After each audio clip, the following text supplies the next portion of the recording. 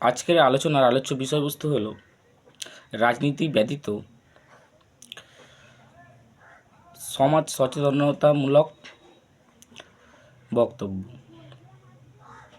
বর্তমানে গরমের প্রকোপ যে হারে বাড়ছে, কোনো কোনো স্থানে 43, কোনো কোনো স্থানে 44, 42, আবার কোনো এক জায়গায় 45ও দাঁড়িয়ে গেছে।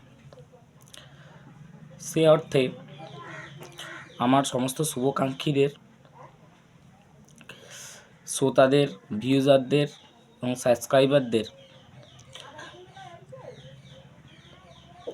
গরমের হাত থেকে রেহাই পাওয়ার উদ্দেশ্যে নিয়মিত জল পান করুন, ছাতা ব্যবহার করুন, রুমাল ব্যবহার করুন, গাছ লাগান,